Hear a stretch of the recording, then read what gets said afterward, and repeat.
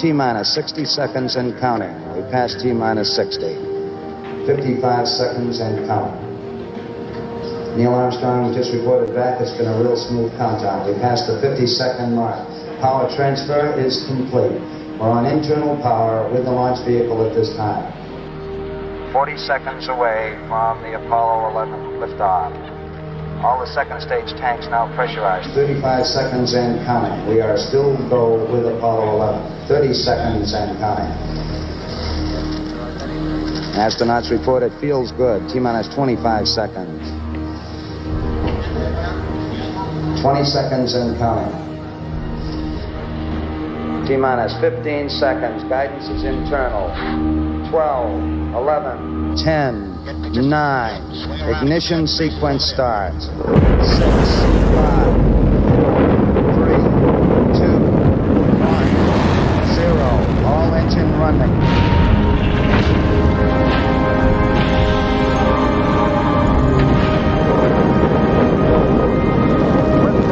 We have a liftoff, 32 minutes past the hour. Liftoff on Apollo 11. Power clear. Hello and welcome to the Bullpen. We are live, and it's just me and Tom today, but we've got a lot to talk about. Tom and I were talking about before. We could go for hours on this. It went from the most disappointing free agency in a lot of fans' eyes to just the Texans saying, look at us. We're here. We're going to go get a Super Bowl this year. And so, yeah, we'll kick it off with this.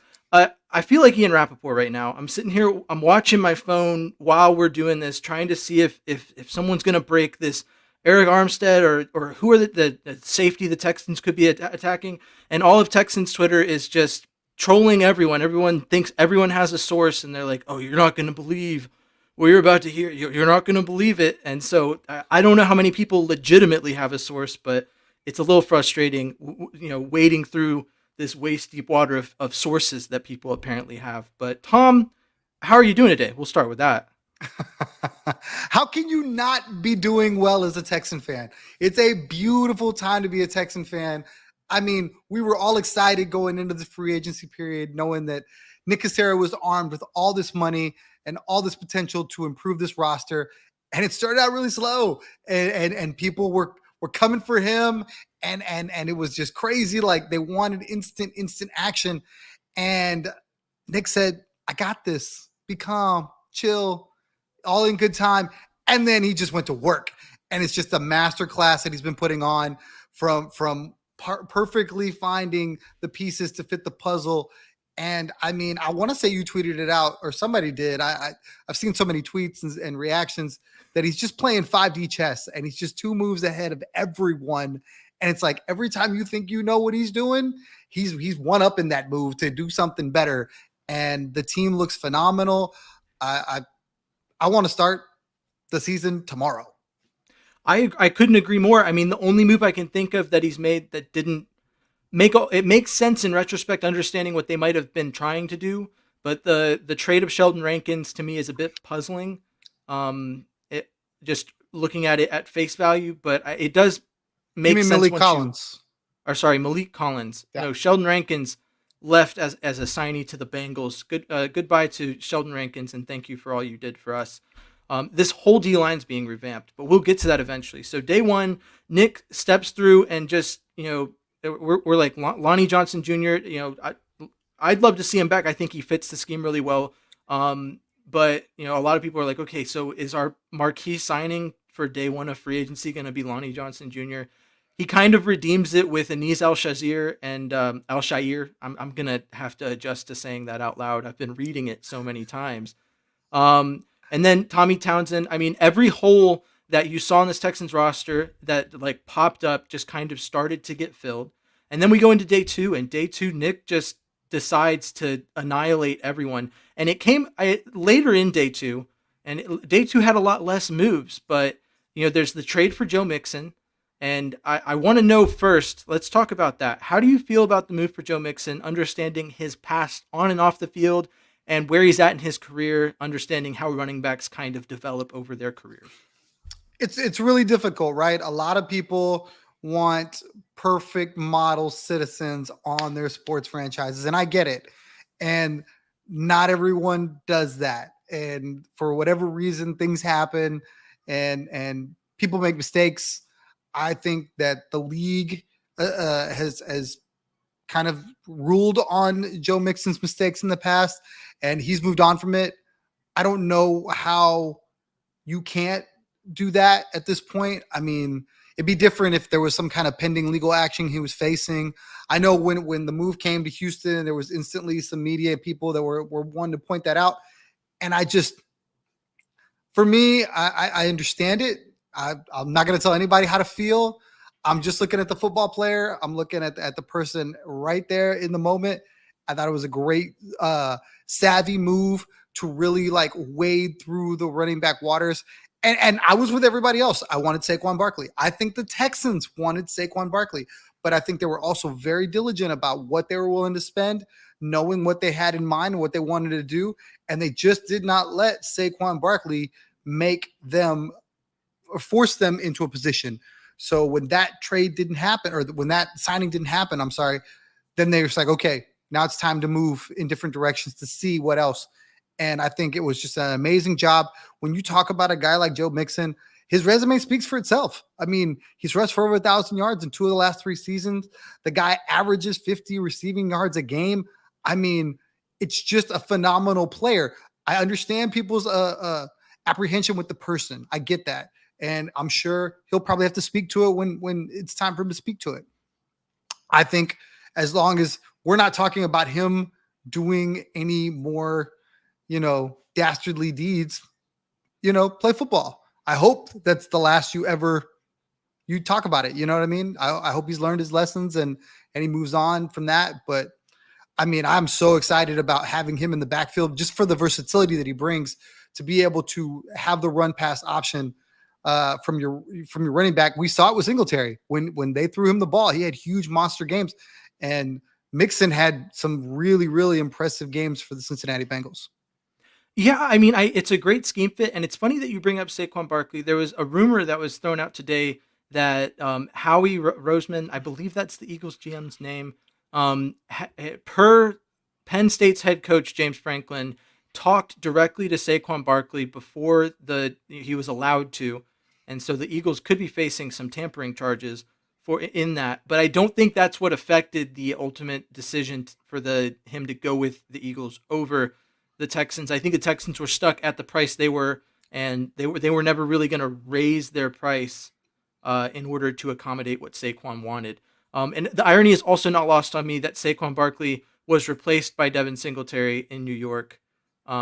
But yeah, I mean, I love the Joe Mixon signing. I do think it's very I don't want to say cowboy-esque, but the ignoring of it, and it's a long time ago. As far as I understand, the last time that he had an off-field issue was 2014, which is a significant amount of time ago. I could be off on that, but that's what I saw when that topic came up. And so, I mean, I like what he's done on the field. I think that when you look at it, it's very similar to Saquon Barkley. They're both at similar points in their career. They're both guys that are just at that point where you're like, we could get something out of him, and he has shown to be a running back that could very well produce on the field for the Texans. But at the same time, he could not be, which is why I wouldn't be surprised to see the Texans approach either like an Alexander Madison or maybe a Dante Foreman as their RB2, and then still even further go into the draft and maybe in like the 3rd to 5th round pick up like a Braylon Allen or a Marshawn Lloyd type to try and develop into a running back that they could use in the future. But then, so in line with that conversation, the Texans traded for Joe Mixon. They moved later into the day, and the rumor is flying. And I'll tell you, I replay that scene from Avengers. I want to say it was Endgame, where it's like, don't give me hope. Just don't. I've heard one too many people say that a player that I really wanted the Texans to sign was supposed to sign with them. There's mutual interest, and then it just doesn't happen. And so I'm like, okay, sure. Yeah, there's mutual interest between Danielle Hunter and I believe I'm saying that right. I watched Ian Rappaport's clip, and now I don't know if I'm saying his name right.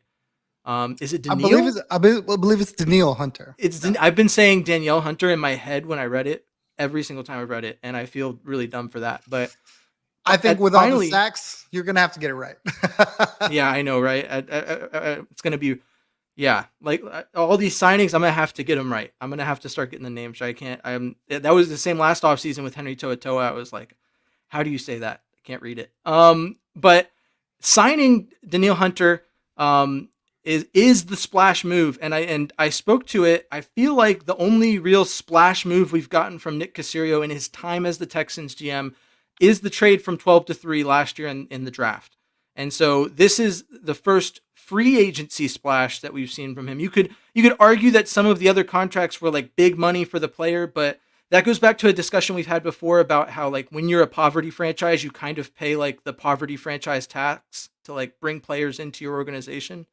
And so I don't feel like that was the case with the Daniil Hunter deal. This was paying a player what he's worth to come in and fit into your scheme. Do you feel like that's the case? And how do you feel about the Daniil Hunter move in general? I think that you're totally wrong on all of that. Supposedly the rumor was that he wanted $30 million Oh a yeah, year yeah, they did and cut it. took I a sorry, they did give him the hometown, or they got the he gave hometown himself discount. the hometown discount. So, I mean, he probably could have asked for that. He might have been able to get that from Houston. I think he wanted to go there because it was home, because it's a destination, because he saw that defense and what that defense looks like on paper and saw all the names stacked up next to it and said, I could really, really have a lot of fun on this defense and do some serious damage. So, I mean, I don't know of a signing that anybody can speak to for the Texans so far that you would quote unquote call a poverty tax thing. If anything, guys are taking less money than they're getting elsewhere. The real test is going to be maybe this Eric Armstead signing to see what that's going to cost, because we literally just saw what Sheldon Rankins got from Cincinnati at 13 mil per, and I'm kind of curious if that's like setting the market for Armstead a little bit. Yeah, I'm interested to see, especially another thing that's interesting that we kind of glazed over in the first day was Danico Autry signing with the Texans, a guy who in the past when we've conducted mock drafts on mock draft Monday, I've looked at kind of defensive tackle edge guys that have that flexibility that J.J. Watt had throughout his time in Houston, and so Danico Autry is kind of that guy in terms of being able to play both sides. I haven't done a deep dive into the numbers on which part he plays better, but there's a lot of people that looked and said, "Oh, Autry will play inside as a starter now that these people are gone." But I think there's something bigger in the works. I think that you look at Autry and possibly bringing back Derek Barnett, who they still have not re-signed, but I'm hopeful that they will, to be your rotation guys on the edge, and then looking to maybe go into the draft. And this is a discussion that I want to have, which is so far in free agency, how do you feel that the draft has been impacted? What it's specifically the Texans pick at 23 overall, assuming they stay at that pick, do you think there's a significant movement as to where they're going with that pick based on what they've signed? Well, I think based on what I thought going into this whole free agency period, I was 100% wrong. I totally felt like they were going to use the draft to fill a lot of these huge holes on the defensive side of the ball with guys that D'Amico could train, mold, teach, use his experience, use that side, because that's his strength. And all he did in free agency, or all they did in free agency, was basically go, nah, we're going to load up over there. And then what I believe they've done with this is made the draft become what we absolutely wanted it to be all the time, which was best available. Doesn't matter who it is, doesn't matter where it is, doesn't matter what he does. Best Load available up, dude, bring him. bring And them in. and he's going to learn behind somebody. He's going to be the rotational guy behind somebody, and he's just going to eat. And I think it's so awesome. You see great teams do that all the time. You see the Niners, who they're really building a blueprint similar to that, where they just bring in the same, great talent. Doesn't matter what position, based on flexibility or anything like that. And they've just done a really good job with all these depth pieces they've got. Jeff Okudah, we didn't talk about. I think he's a perfect potential guy. They got on a 1-year prove-it deal to be the other corner. They could draft a corner to go learn from Okudah and Stingley. Okudah, when he came out in 2020, was supposed to be Revis Island all over again. So if he had that horrible Achilles injury, but if he's even a half of that, that's awesome on the other side of Stingley. And I mean, I don't know how you're just not so pumped about the team as a whole, because they've really done such a good job picking apart where they needed to address, and B, what the draft is going to be like, because it's not going to be one of those, well, we have to get this or we have to get that, or that person's not available. What do we do? Now they got to reach or they got to trade. I mean, they're just going to be able to do whatever they want. Yeah, I agree. I mean, I still think receivers on the table, although I think it's less likely. I mean, in our discussion, or I guess in the discussion that the bullpen had with Aaron Wilson, um, Tom, I really wish you could have been there. I really, I really It's wish you okay. could It's have been. okay. Guys, I'm sorry. I apologize. I really would have liked to have been there. I'm on a bowling team and I'm getting ready for a tournament in Vegas, and I didn't want to leave them hanging. So I had to go show up and do that. But you guys did great. I watched the show. It was really good. I thought Dylan did a great job filling in. Appreciate him. And Aaron's amazing. I loved all his perspective. I really No, appreciate yeah. him coming on the show. And I had asked him about offensive tackle, and a lot of I'm still seeing it. Like, I was on a flight the other day, I watched it, and then it's Southwest, you have the live TV, so I watched NFL Network, and the Texans came up, and they're like, yeah, the Texans are great, and it showed their needs, and the first need is tackle. And I think that the national media just doesn't understand that Titus Howard's on the team. Maybe they don't have faith that he can be healthy enough to remain. Maybe they think that the Texans are going to shift him to left guard, which that experiment, to be fair, is not desired on either end, the Texans or Titus Howard, and it's not shown to produce very great results. So, but I asked him about that, and he had said he believes that wide receiver is more likely than tackle for sure. But he had from his perspective, he says the Texans are looking at defense with that pick, and so I don't think that free agency has given us as much clarity as I would like in terms of what the Texans are going to do. I think that once we get some clarity on whether or not they sign Eric Armstead, that could tip the scale towards cornerback for me. But I'm between cornerback and tackle right now. I think that and it puts the original goal of the trade of Malik Collins to San Francisco, as I understand it from sources that have put it out on Twitter, was to trade him for Eric Armstead and then include that pick. But the cap number worked out better, where the Texans could sign him in free agency and get a better cap deal, I guess. Like with the Joe Mixon deal, it made sense to trade for him because you had a fixed number, which was very much where his value is at. And a 7th-round pick was worth getting him onto the team for that. You essentially make that a signing, though, by giving up a 7th-round pick to bring Malik Collins and Malik Collins. It's essentially like trading Malik Collins for Joe Mixon in some ways. But there was talks that they were supposed to have Eric Armstead in that deal, and it fell through, which gives me hope that the Texans are leading to sign Eric Armstead, as has been reported. But unless he is actually signed, I'd say cornerback is where I would lean, because between what the Texans have on the D-line right now and Jeff Okudah, who could be really great, he's the number 3 overall pick. I mean, he could show out, and even if he does, the Texans will eventually have to address corner. So I just think that unless the corner talent just disappears prior to 23, or I guess prior to 16, I could see the Texans trading as high as the 16th pick to try and pursue a cornerback, if they see one that they really like. And so that's where I'm at with that. And today has kind of been a dead period in terms of free agency. We've been waiting for anything. We got a swing tackle. I can't remember his name. I have it open right here. The Texans signed David Sharp, Who and was with the Texans once before. He's been on the Texans before. And other than that, I mean, it's been a lot of waiting, and I think that's what spawned a lot of this Twitter discussion, where there's a lot of people like just trolling. It's the first time in a minute on Texans Twitter that I've seen anything that compares to, like, say, the H-Town Critic thing, where people are just all like being like, per my sources, or putting that like the side eye emoji and being like, can you believe it? Because some people that have sources, like their sources told them things that probably are going to play out longer than 24 hours after they've been told, which is why I think a lot of guys with sources probably wait a little longer to report that kind of stuff. But I trust that something like that's going down. What move that the Texans haven't made? What positions do you think the Texans will address in free agency, vice the draft, that they haven't yet?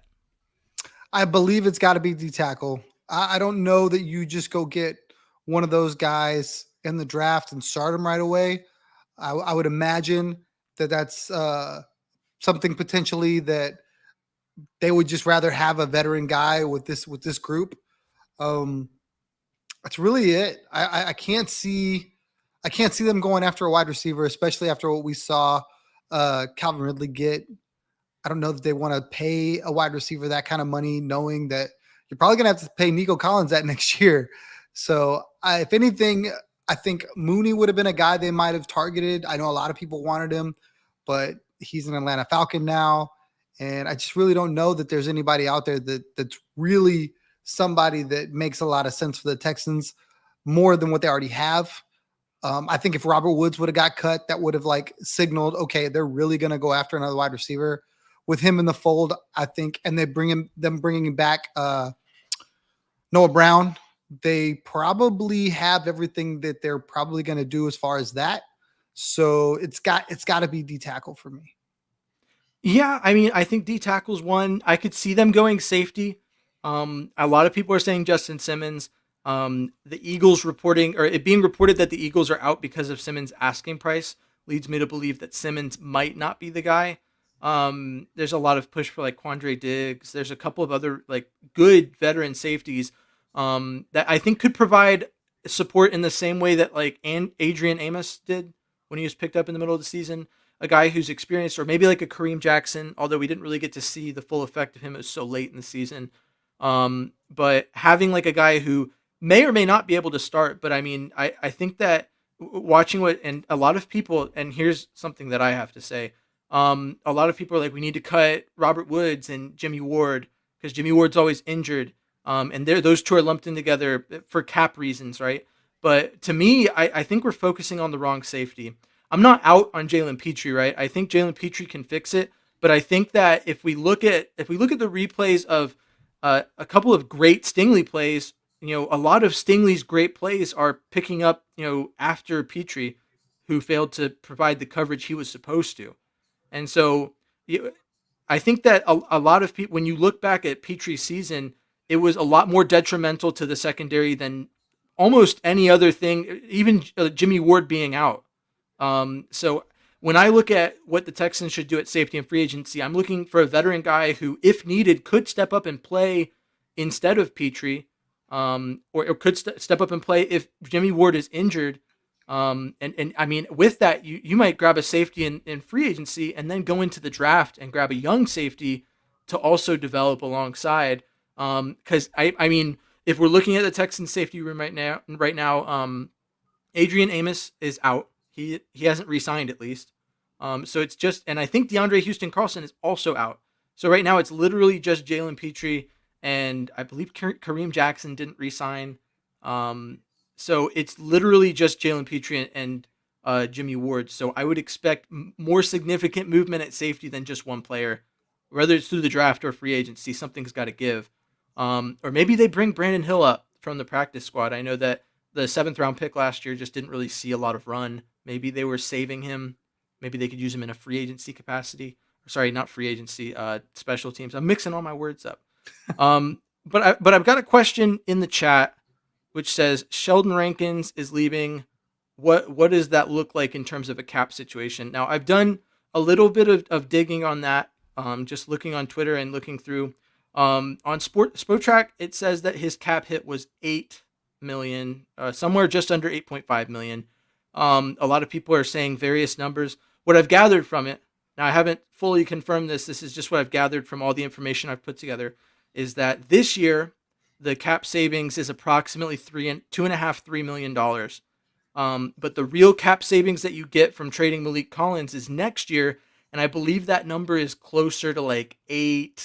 I don't remember the exact number, but it's closer to almost double digits in terms of cap savings in 2025, which is why initially the trade of Malik Collins looks like a loss because you traded Malik Collins for a 7th round pick.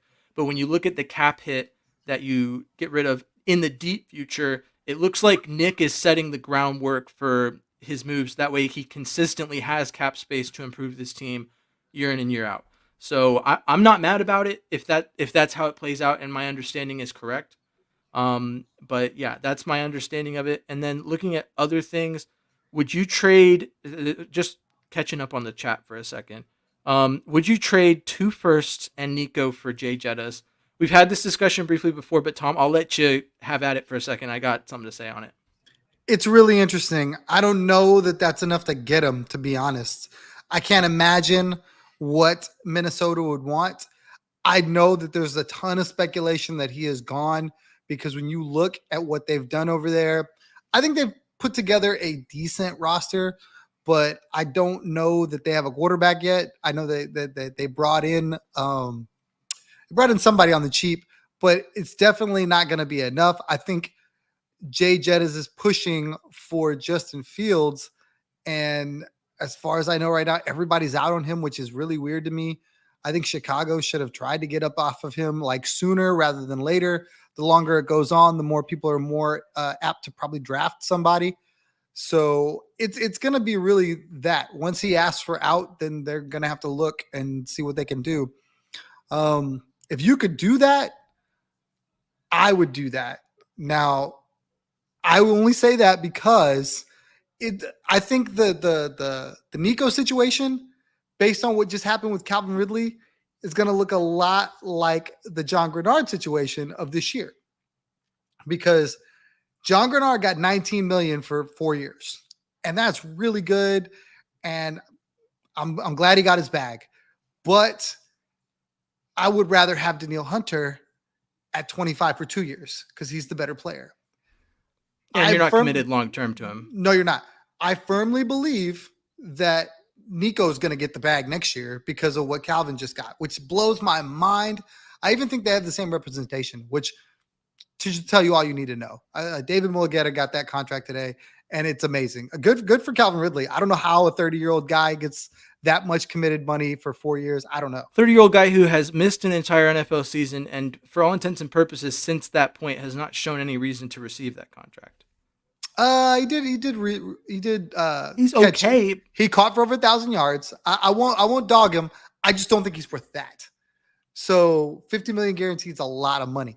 So Nico's looking at that going, I put together another season like I just had, and we're going to have to start talking. We're going to start adding some zeros. Well, and we can pay him too. If Nico steps up next season and plays wide receiver 1 level, because there's still people that doubt that. There's still people that'll tell you, yeah, trade Nico because you can have the best receiver in football. And it's like, well, would you rather have the best receiver in football for $40 million a year and not be able to pay anyone else? Or would you rather have Nico Collins, if he proves it this year, could be a top 10, top 5 wide receiver, depending on how he does. Would you rather have him for closer to I don't know, 20, 30 million, whatever the number would be? I don't have a firm grasp on the wide receiver market to say something that sounds intelligent there, but I mean, I've heard Ridley, 40 million for Jefferson. I've heard that too, but Ridley just set probably the floor for what I think Nico is going to get. And if it's $4 million, it's 4 years, $90 million. That's roughly, what's that? 24 million, 20, something 23, like 23. Yeah. $23 million. 23 and a third. So you're talking about, and this is the comparison I was getting at. Do I want to pay Nico Collins, who's definitely going to be younger, for 6 years and $30 million a year? Or do I want to try and go get Justin Jefferson for 4 years and $35 million a year? You know what I mean? If the gap is that small, Danielle Hunter, John Grenard, same scenario, right? We're talking about $6 million more a year, but we're talking about premium upgrade at the position. I'm not saying nothing negative about Nico. Love him to death. Do I think he's Justin Jefferson though? That's tough. I mean, he could be. Who knows? Right now on paper, he's not. And that's not to say that he's not awesome, but Justin Jefferson is the top. You know what I mean? That's the ceiling. And Sarge had posted that he had a conversation at the Combine that one NFL analyst said that the Texans benefited from Tank Dell's injury because it allowed Nico Collins and CJ Stroud to develop the chemistry they have. So we'll see if that's the case or if that's what plays out. Before we move forward, I'm scrolling Twitter trying to find something, and everyone's like, we got Eric Armstead, but no official sources have reported it. I think it's still a bunch of trolling. So I'm still on the lookout. That's been your update. Tom and I were talking before. We're like, we'll be like Ian Rappaport on the pod when the news breaks and we can just say, "Oh, look, I've got it right here." No official sources, just seeing it on Twitter like everyone else. But my take on the Justin Jefferson trade, at most 2 firsts. I would not include a player in trading for Justin Jefferson, and here's why. And this is reading a tweet that I put out the other day. Didn't really do rounds, so I don't know if a lot of people know that this is my opinion. So I'm going to put it out there. The money a team would have to pay Justin Jefferson upon trading for him significantly lowers his trade value in my mind. It would still be a high first or second round draft pick, but no player compensation would be needed unless Minnesota picked up some portion of his new contract. So understanding that it's been thrown around 40 million APY, if we're throwing 40 million APY at Justin Jefferson and we're expected to pay that, why isn't Minnesota paying that? Unless Justin Jefferson wants out because he won't sign with them, the value strictly lies in it's moved by the fact that he wants that much money. Because if Minnesota had the capability or would and they view him that highly, they would re-sign him. And to speak to your point on Justin Fields, I 100% know why he doesn't have a trade market. It's because he's not a good quarterback. I've been down on him since he was drafted. I've never once had much faith that he could ever be a high-level starter in this league. And I 100% think that the Bears should move on from him regardless of what the draft compensation is at this point that they can get, because they're in prime position to pick up a generational prospect. We'll see. I mean, I still have high views of Caleb Williams. I think he's the guy, but I've soured on him a little bit this offseason, but I'm not an expert, so my opinion on that's not like something to be taken as law. But I think that when you look at the position the Bears are in, and you compare it to the Texans, the Bears are trying to move like a team that is ready to win now. And if they want to do that, they should they're putting the pieces together. They should probably get a quarterback that can play well, and that's not not Justin Fields. So I think that if someone's willing to give him a third round pick, move him, get him out of there. Because you've got the number 1 overall pick. If you do anything other than that, if you trade back and you try and get more assets and you try and proceed with Justin Fields, one, his contract's up in a year or two, so you're gonna have to pay him. You're gonna have to decide if you want to pay him like a starting quarterback, and you're gonna be in the same situation as the Giants.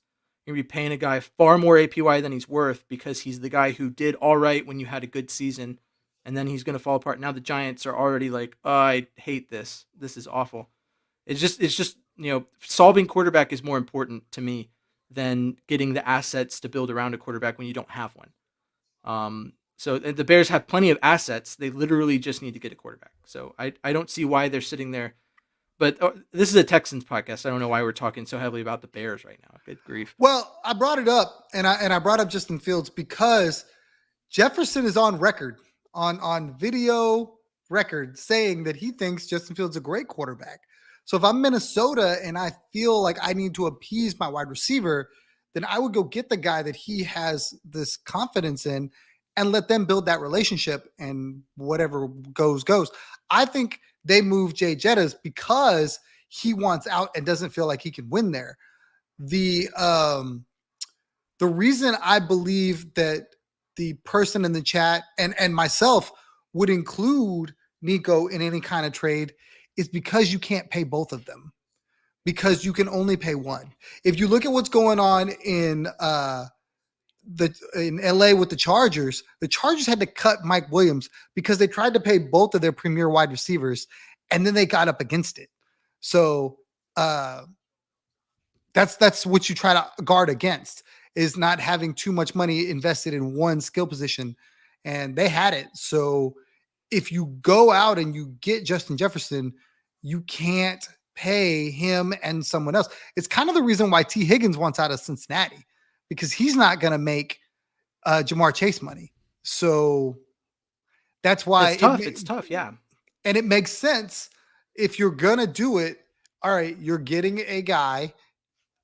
I mean, I don't see it happening. Let me be clear.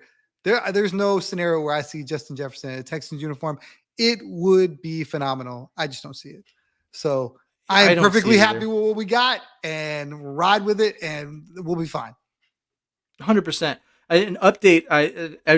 The chat's talking about, oh well, Eric Armstead, we got him, and so now there's other accounts like NFL notifications, all those aggregator accounts that are just general NFL are like, posting similarly to what Texans Twitter has been joking about with like, oh my gosh, I just got the news and it's huge. And I'm like, can someone just report the news because I want to know what's happening? I'm sitting here. I don't have any sources. I don't know anything. I'm trying to figure it out, but no movement on the Eric Armstead front. As far as we know right now, he is still waiting to sign with someone, possibly the Texans. Um, but let's see. Almost missed the show. Just woke up from an after work nap. Hey, thanks KJ the Goat for waking up from your nap and joining the show. We appreciate that. And there's been a lot of those comments. I was late. I saw you posted. I tweeted that we were going to be late today. So if you want to keep up with when the show starts and stuff, you should probably just follow me on Twitter. Or you could keep up with my Instagram story. It's usually posted on there. Although I don't think I posted it on there this time. But but yeah. So we've already pretty much covered everything as far as free agency goes. What I do have a question for you that, and as it pertains to the draft. So we've already talked about what we think the Texans will do in the first round, but what do we foresee the Texans? Do you think that how many starters do you think the Texans can pull from this draft reasonably? One, maybe. It's going to be so tough when you look at what they have already. Where do you go get a starter? You're not gonna. I know we talked about safety. You're probably not going to start him in safety. Jalen Petry's going to start, regardless of how you feel about how he did last season and the mistakes he made. Probably going to start. Whatever corner you draft is probably going to slot in behind Jeff Okudah. I don't see them. I don't see him starting there. Maybe in the nickel, maybe the third. Whatever. In a dime package, you get him out there, fine. But I don't know. I really don't know. If ESPN's right, which I doubt it, with NFL.com, all these media outlets are saying they're going to take a tackle. If by some miracle a stud tackle falls to them, or they trade up and get a stud tackle, and they wanna keep what they have and just start that guy at right tackle, maybe. But outside of that, I don't know. I can't imagine a starter. I don't know either. I mean, I think that, and shout out to Andrew Jett. We met at Spring Creek Barbecue when I was back in Houston one time. Great barbecue, highly recommend it. I know the Texans will pull a starter in the first round. I have high hopes for that. And I think the second they could look to find one. Here's the ideal situation for me, right? Looking at what they've done so far in free agency, I think that the hole that could be filled is if they find Edrin Cooper in the second round at linebacker would be a good pickup. If they don't decide to approach a linebacker in free agency, right? Because as far as I know, and this we can talk about this actually. Aziz Al-Shair was signed in a lot of people's mind to replace Denzel Perryman, who the Texans could very well re-sign. Some people think it was Blake Cashman because Blake Cashman's gone. Which one do you think he was signed to replace? And if so, do you think that the Texans, I don't know, do you think the Texans are better served to replace that in the draft or in free agency? I think at this point, it really just depends on what's available and what that money situation looks like. Obviously, if we're kind of on pins and needles waiting on Eric Armstead, maybe that's going to cost a little bit more than it probably originally would have. And that limits what they're able to do in free agency going forward, where they probably just draft one and they mold one. Obviously, D'Amico Rhymes is a linebacker, so that's the one position. If he was going to go draft, I guess that's the one position if they don't find in free agency, I could see them drafting a linebacker and him maybe finding a way to start. But I mean, you got Henry To'oTo'o, which I would feel like he would get on the field before whoever they drafted anyway. It'll be somebody on the cheap. It'll be probably a 1-year prove it deal, which Nick Cassero is famous for. And it'll be just a very similar look to Denzel Perryman. I don't think the story is written that he couldn't come back. I know he was interviewed. He very well could. I think he was interviewed and he said he's just going to let it play out. And he's going to stay ready. And if he comes back, he comes back. He loved his time in Houston. He loved playing for D'Amico. So if the smoke clears and they need a linebacker and Denzel Perryman is still out there, I could absolutely see them go pick him up. And he's good. I mean, for what he brought to this team, I thought he was really, really good. I wonder, though, if they go in a different direction simply because Blake Cashman was such a good cover guy. He was the guy you were going to light up over your tight end. I don't know if Al-Shaair is that guy. I got to do a lot of homework on him to see exactly where he would fit in. I just know Highly he's a good recommend linebacker. John Crumpler's page. He did a lot of film review on Al-Shaair. Just breaking news, Kirk Cousins, well, actually, that was 26 minutes ago, but I've been focused on this. Kirk Cousins admitted to talking to training staff in Atlanta, so that's tampering.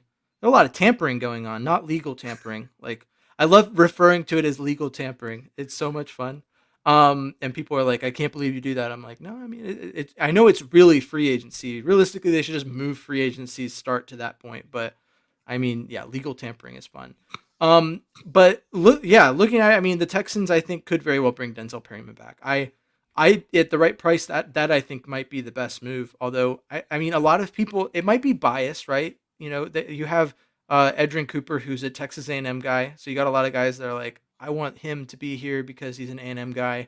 In much in the same way that you and me are like, oh, Byron Murphy, you know, Tavondre Sweat would be great guys. What if we could get Xavier Worthy in the second round? I mean, I would love that if the Texans could draft at corner, and then actually, you know what, ideal outcome, if I'm thinking about it off the top of my head, they draft at wide receiver in the first. No, not wide receiver in the first. I do like wide receiver in the first. I like Brian Thomas Jr. a lot.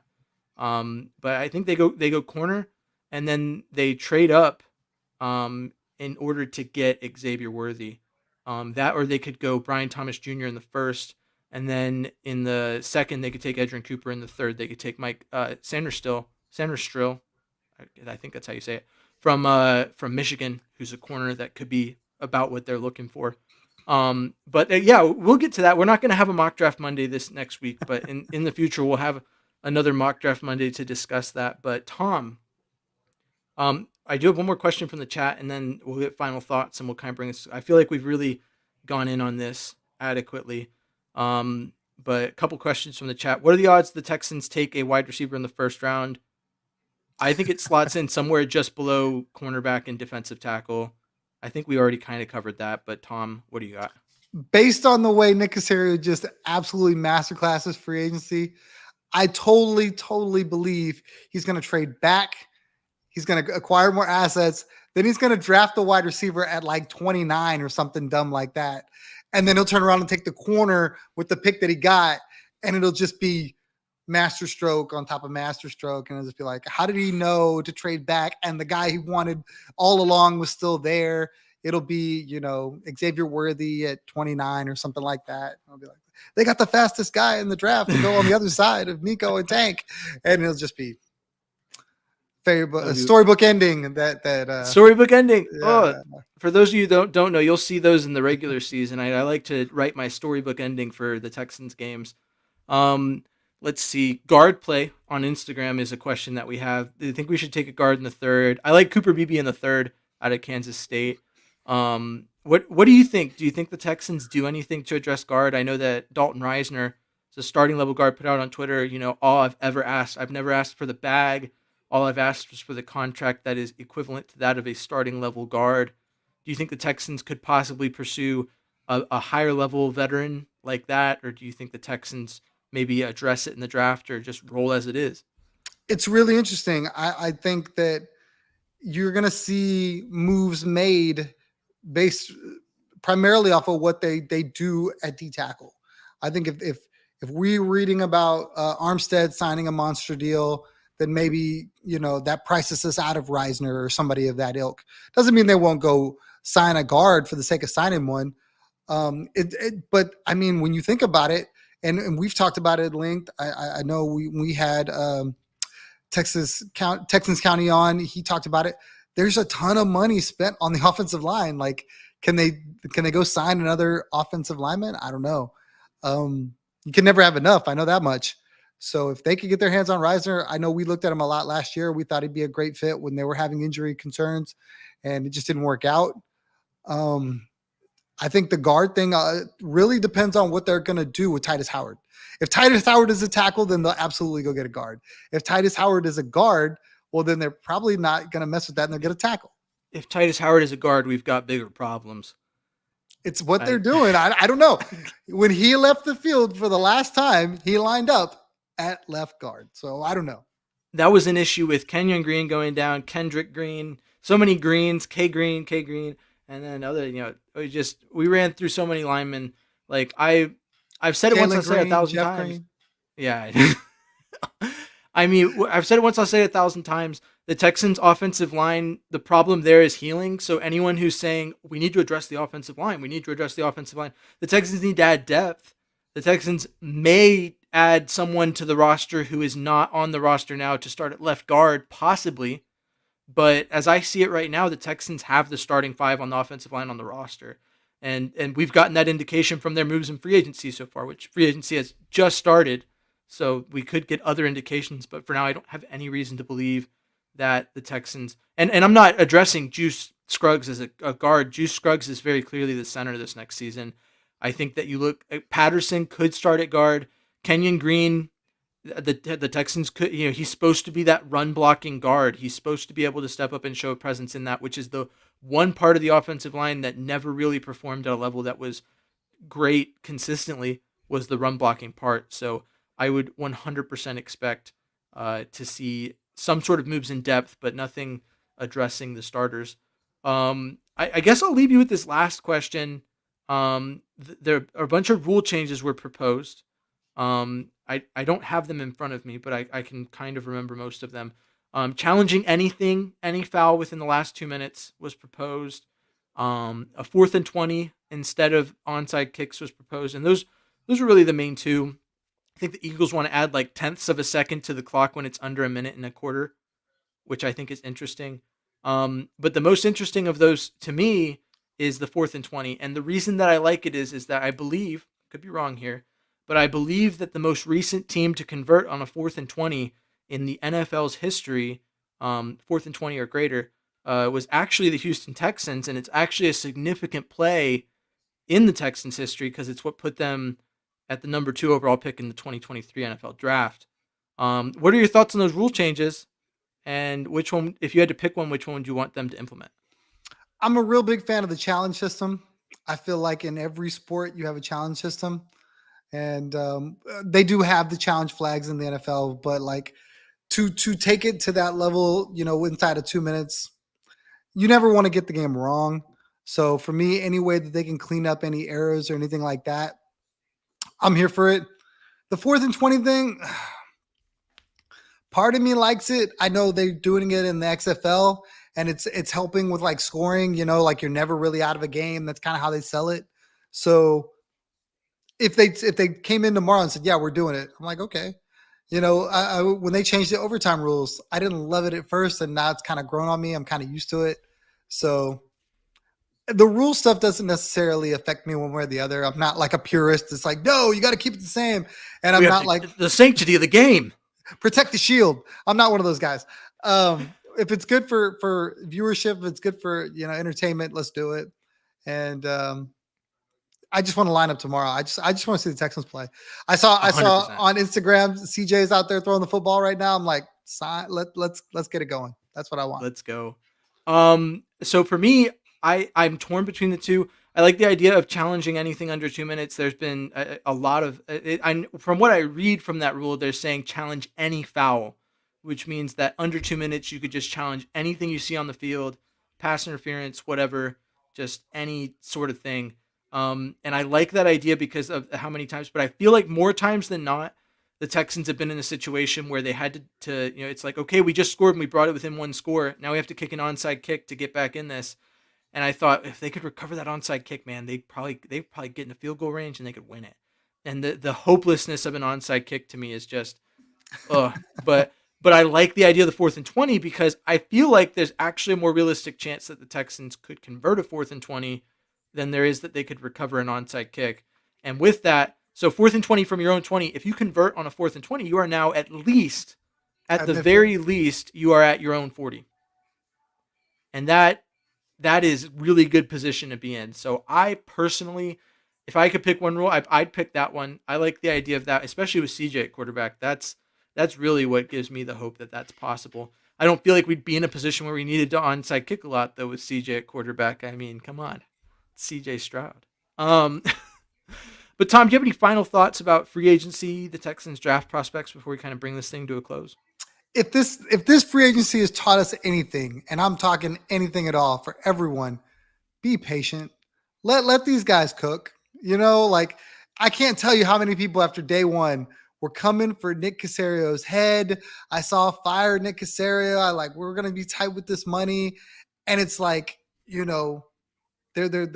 clearly they have a plan. Clearly they were ready to do this, and if they'd have just waited, they wouldn't look so bad. There's a lot of people that wore some egg, and it's just like I didn't bookmark. I didn't come after people. I didn't do the update thing, but I wanted to because I'm like, come on, man, this is your team, and this is probably like peak Texans football right now. There's been some really good teams and really good seasons. I don't know that I can't remember being this excited about a team ever because there was just so much that you thought they had overcome. Yeah, they had great pieces. The Andre Johnson, Arian Foster, that era. I thought, yeah, they could play with anybody. But did I really feel like they were building this juggernaut? No. I mean, when I look at this offseason and I may be on a limb, I may not. This could be the greatest offseason in Houston Texans ever. This offseason. I don't think you're overemphasizing. And the best part is that when we look at where the Texans are now, the Texans last season were ahead of schedule. This season they're ahead of schedule. So with that in mind, Nick is still making moves to ensure cap space in the future. So the Texans will still have room to make more moves in the future to make this team better than it is already getting to be for this season. So it's incredibly exciting. Two questions just popped up that I'm going to address. Know anything about the jerseys? Draft week, they're going to be revealed. They're supposed to accent H-Town blue on at least some of the 4 uniforms the Texans will have. And I'm not sure if they're keeping deep steel blue or not. I read that they weren't. I read they were doing away with it. I think they might be actually switching the colors around, but I know battle red is likely here to stay. And we'll see more. They might, judging by what they did with the apparel the last couple seasons, like with those shirts that had like the H on it, I think they might try and feature that more prominently. And then the questions that we haven't had like answered directly are like, will they put that H on the helmet? Will they put like horns on the helmet, or are they sticking with the logo? They are sticking with the logo. It's not changing, but will they change how prominently they display it and where they display it? Is questions that have come up, but I don't have those answers. If you want to look back, Drew Doherty did a mailbag article in early January that'll tell you what he has disclosed on that front. And I also did a video on Instagram, if you're on there, that kind of highlighted that article. And then the other question was, are they still keeping the touchback rule? I'm going to be real with you. I've never once thought the touchback rule was dumb.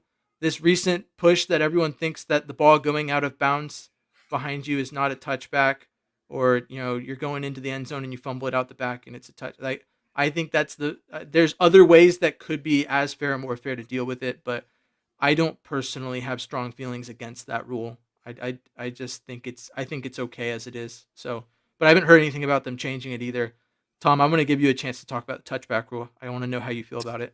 I think they should leave it alone. I think if you do not protect the football and you give a defense a chance to win the football back at the goal line, I feel that's fair. I think that when you have those plays where the guy fumbles it, hey, protect the football. That's like the biggest thing, and then you don't have that problem. So I know it's been more prevalent lately. We've seen more teams, fumble the ball out, in the end zone and cause a touchback. So we'll see.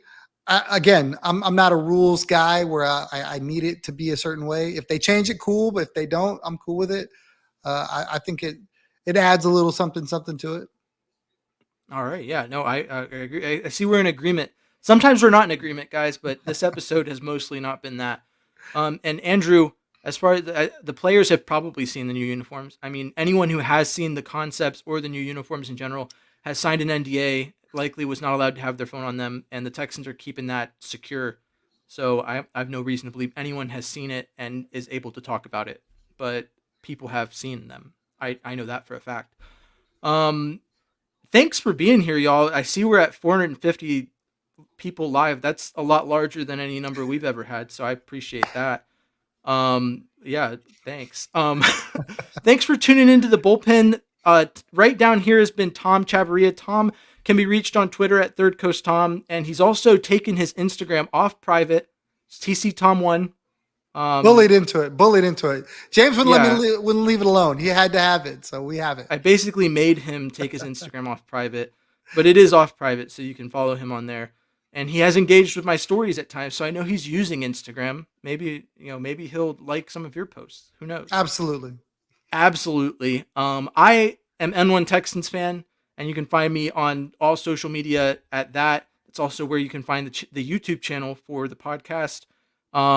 And yeah, if you want to get deeper connected, we had some activity on the Discord, which is linked in the bio on all my socials. If you want to get in on that, we had some conversation pop up on that. I don't know how to run a Discord, so I would love for y'all to join it and start having conversations on it so that we can talk in that forum. That would be great.